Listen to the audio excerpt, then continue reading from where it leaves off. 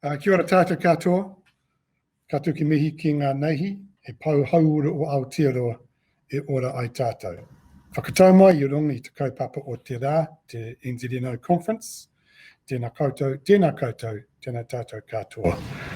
I appreciate the opportunity to be able to address you. I love going to union meetings. This is a little bit unusual, and there's the first time of this for all of us, and as a consequence, I haven't had a formal introduction, but for those of you who don't know, my name's Andrew Little. I'm the Minister of Health, have been since November last year. Before I came into Parliament, I had a background in unions. I was a union national secretary, before that a union lawyer. So, which is why I attach huge value to the important role that unions play, supporting their members, advocating for their members, and contributing, particularly in the health system as it is at the moment, to what that the future might look like. So can I just say, look, thanks again for inviting me to participate in your conference. Can I just acknowledge your kaiwhakahaere, Kerry Nuku, Kerry, for the work that you do and the conversations we've been able to have in the time that I've been in the job.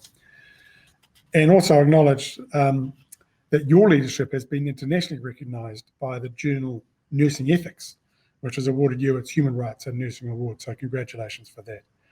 And can I also congratulate Anne Daniels, Anne, on your election as the president of the nurses organisation. Unions are nothing without their members and members' willingness to step up into critical roles such as this. So again, congratulations, and I look forward to the opportunity to meet with you and to work with you. What I wanted to do is begin today by just saying thank you to all nurses. We are in a time where once again we are being as a nation called on to dig deep because of COVID-19. But you as nurses, as critical healthcare professionals, you are on the front line, as you are in every health crisis. And I want to thank you for what you do. You are carrying more than your share of the load. In addition to providing the care in hospitals and in primary and community care and aged residential care, you're also staffing the testing stations, the vaccination stations, and caring for those who have the virus. And all while doing that usual work, often highly stressful and demanding, including things like having to treat the victims of the terror attack a couple of weeks ago. The job of being a nurse was hard before COVID got here, and COVID has made it harder. For years, people working in the health system have been trying to hold things together in under-resourced hospitals while dealing with the increasing demands of a growing and aging population. Conditions like diabetes, obesity, strokes, heart disease, cancer, and chronic obstructive pulmonary disease are on the rise. Problems in our wider society, like poverty and poor housing, create more problems for our health system. And again, you are on the front line of that. And of course, advances in medical science are putting more pressure on the system and on you. So since the arrival of COVID-19, you've been under greater pressure. It's not surprising that so many nurses are saying how tiring and exhausting it is right now. And yet the appearance of the new Delta variant requires you to be even more vigilant and alert as you juggle the jobs of looking after us, of your families, and of course of yourselves. The health system and the people who work in it have been under pressure for a long time. I hear the stories of working short-staffed shifts, of working extended hours, and managing more and more patients. You're entitled to work in conditions that keep you and your patients safe. To know that there are enough nurses working alongside you so that you can fulfill your professional standards and expectations. Dealing with the nursing shortage is a high priority for this government. In 2018, we and you agreed a safe staffing accord that included funding for an extra 3,000 nurses. The accord included a provision to introduce care capacity demand management. CCDM should have been fully in place by June this year, but in half of our district health boards, it's been only partially implemented. So we are in the process of finding out why, and I'm determined that we fix that. As I said I would do, I've ordered a review of the way CCDM has been implemented. That review is now underway, overseen by a panel that's chaired by your own former Associate Professional Services Manager, Hilary Graham-Smith. The other members of the panel are Nelson Marlborough, DHB Associate Director of Nursing, Dr. Jill Clendon, Massey University School of Nursing Senior Lecturer Dr. Rona McKelvey, and Capital & Coast DHB Integrated Operations Centre Clinical Nurse Manager Kapua Quinn. All 4 members have a deep understanding of the issues, and I'm confident in their ability to uncover the problems and come up with solutions.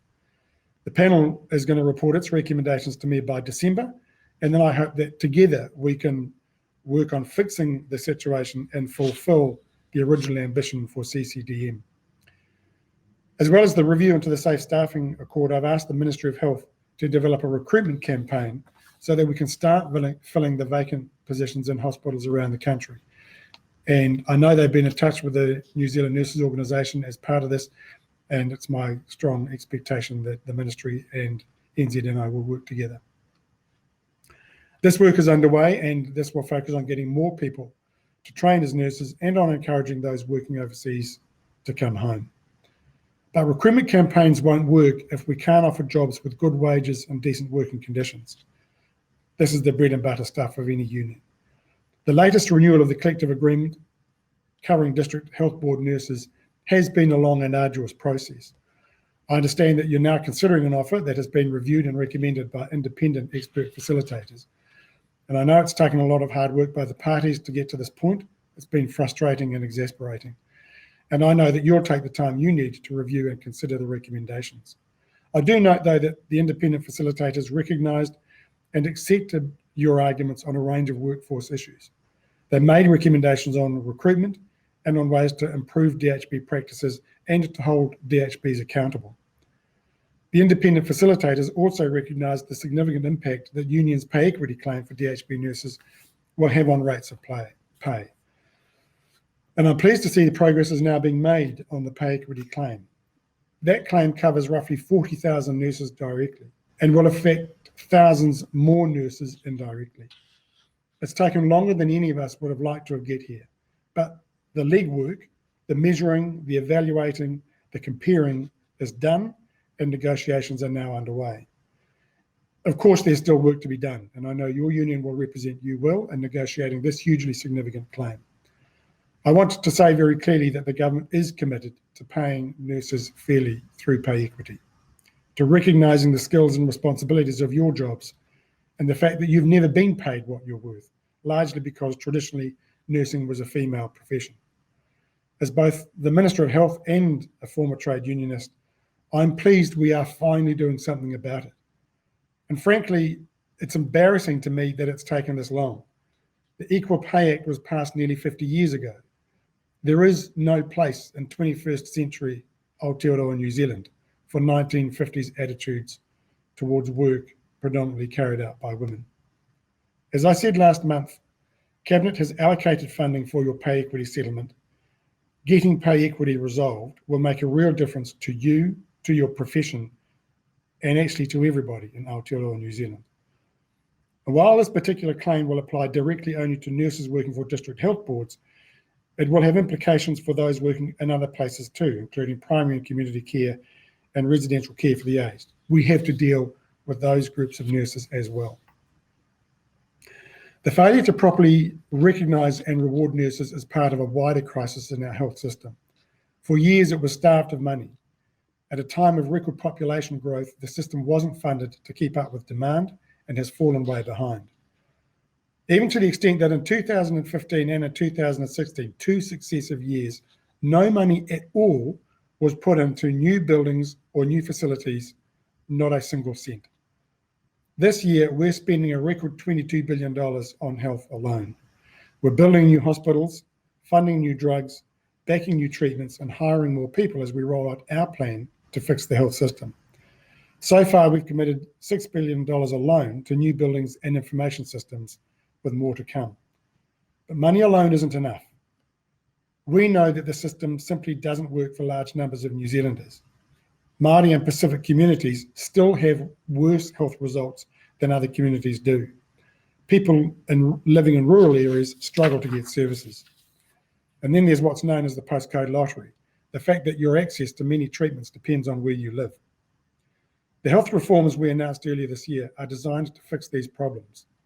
Health New Zealand, which will replace the 20 district health boards, and the Māori Health Authority will give us a chance to make a real difference on many workforce issues, to get some consistency of standards across all hospitals.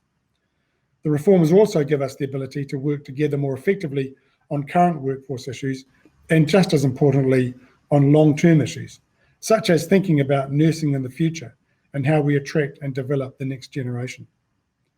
The system can't be fixed overnight, and of course, these are big challenges, but we're fronting up to them because we believe New Zealanders deserve a health system that works well for everyone. Like lifting children out of poverty and tackling the housing crisis, rebuilding the public health system is critical to laying the foundations for a better future for all New Zealanders. I conclude by saying once again, thank you for the part you're playing in rebuilding the health system and keeping us all safe. Nō reira, tēnā koutou, tēnā koutou, tēnā tātou katoa.